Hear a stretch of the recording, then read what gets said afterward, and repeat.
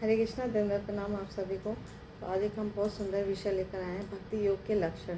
तो योग, जब हम भक्ति को स्वीकार करते हैं, भक्ति अंगीकार करते हैं, भगवान श्री कृष्ण की भक्ति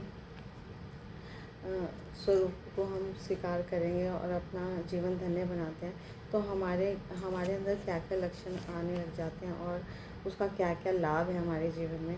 तो शील रूप गोस्वामी जी श्री भक्ति रसामृत सिंधु बहुत सुंदर एक श्लोक वर्णन करते हैं 1117, जिसमें कहा गया है, भक्ति योग के लक्षणों को बताया गया है।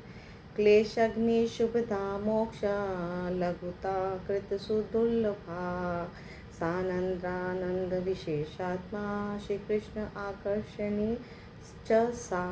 तो भक्ति, क्योंकि भक्ति देवी जो है वो स्त्री स्वरूप हैं, तो उनके बहुत सुंदर सुंदर लक्षण दिए गए हैं स्त्री लिंग में, कि क्लेश अग्नि होती है भक्ति, यानी कि कोई भी भक्ति अंगीकार करता है, अपने जीवन में भक्ति को स्वीकार करता है, उसके जीवन से सारे कष्ट जो हैं वो ख़त्म हो जाते हैं, क्लेशों को हर लेती है, क्लेशों को नष्ट कर देते हैं और कष्टों को कम कर देते हैं और धीरे धीरे नष्ट ख़त्म कर देते हैं।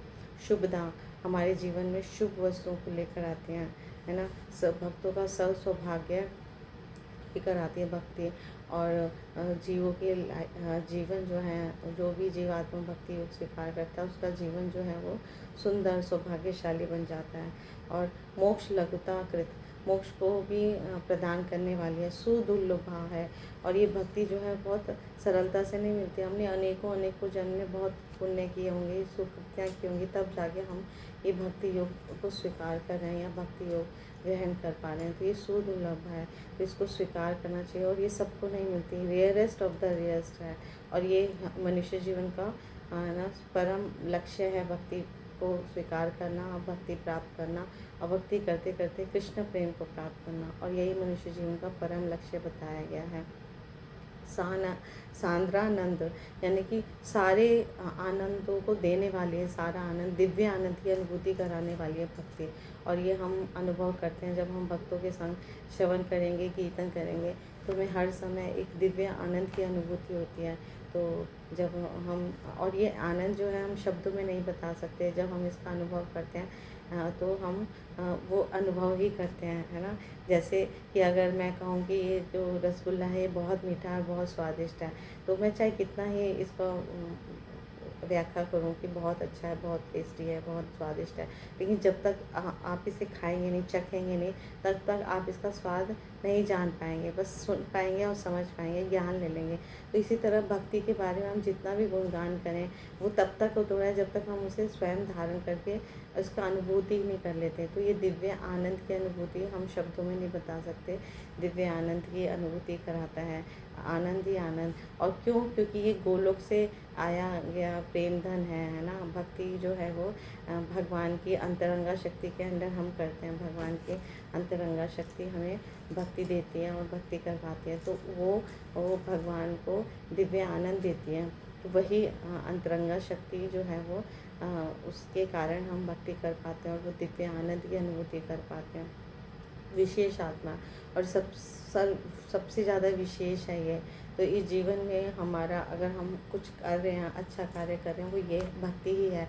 तो अगर हमें मनुष्य जीवन को विशेष बनाना है ना, सुदुर्लभ तो ये है ही है, और विशेष बनाना है तो हम भक्ति को स्वीकार करना चाहिए, तो हमारा जीवन विशेष बन जाएगा और फिर हमें और किसी की आवश्यकता नहीं रह आएगी। तो अगर केंद्र में भगवान कृष्ण है तो हमारा जीवन धन्य बन जाता है, और अगर केंद्र में भक्ति नहीं है, कृष्ण भक्ति नहीं है, कृष्ण नहीं है, तो हम चाहे जीवन में सब कुछ, सारी उपलब्धियां ले लें, सब कुछ मिल जाए, तब भी हमारा जीवन धन्य नहीं रहेगा, शून्य रहेगा। तो अगर हमें अपना जीवन को शून्य बनाना है तो भक्ति को स्वीकार करना है, भगवान श्री कृष्ण की शरणागति को स्वीकार करना है, और अपना जीवन विशेष बनाना है। और श्री कृष्ण आकर्षणी, और ये भक्ति इतनी सुंदर है कि जैसे हम हरे कृष्णा कृष्णा कृष्णा हरे हरे, हरे राम राम राम हरे हरे, भगवान के इन पवित्र नामों का है ना, निरंतर जाप करते हैं, सतत कीर्तन करते हैं, श्रवण करते हैं, भक्तों का संग करते हैं, है ना, श्रीमद् भगवद गीता, भागवतम, चैतन्य शास्त्रों का अध्ययन करते हैं, गुरु साधु शास्त्र का अनुसरण करते हैं। तो करते रहने से हम भक्ति में बढ़ते जाते हैं, प्रगति करते जाते हैं और भगवान श्री कृष्ण को भी आकर्षित कर लेते हैं हम। तो भक्त जो है वो कृष्ण को धीरे धीरे आकर्षित करने लग जाता है, आकृष्ट करता है।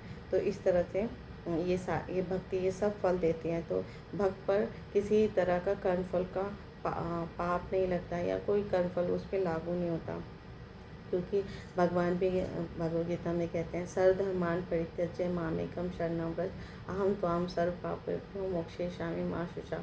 हे जीव, हे मनुष्य, सबको कहते हैं, सब जीवात्माओं को कहते हैं कि सारे धर्मों को त्याग कर तुम मेरी शरण ग्रहण करो, है ना, इससे मैं तुम्हारे सारे पापों को हर लूँगा और तुम्हारे सारे कर्म फलों को नष्ट कर दूँगा, डरो मत, मेरे पास आओ। तो भगवान ये गारंटी दे रहे हैं हमें, है ना, और इतना सुंदर प्रस्ताव दे रहे हैं कि अगर तुम मेरी शरण ग्रहण करोगे तो तुम्हारे सारे कर्म फल नष्ट हो जाएंगे, सारे पाप नष्ट हो जाएंगे, है ना। तो इसलिए हमें ये भगवान के सुंदर वचनों पे दृढ़ श्रद्धा रख के भगवान की भक्ति को स्वीकार करना चाहिए और अपना जीवन शुभ बनाना चाहिए। और भगवान इसकी गारंटी देते हैं कि हमारे पाप फल नष्ट हो जाएंगे और हमें भगवान का सुख, भगवान दिव्य आनंद की प्राप्ति कराएंगे और परम सुख जो हमें हमारा हर जीव का लक्ष्य है वो हमें मिलेगा इस भक्ति से। तो भक्ति के इतने सारे हमें लाभ हमें जब पता चल जाए तो हमें भक्ति को तुरंत स्वीकार करके अपने जीवन में अपनाना चाहिए और अपना जीवन धन्य बनाना चाहिए। Thank you so much. Guru Maharaj की जय, श्री प्रभुपाद की जय, आप सब भक्तजन की जय। हरे कृष्णा।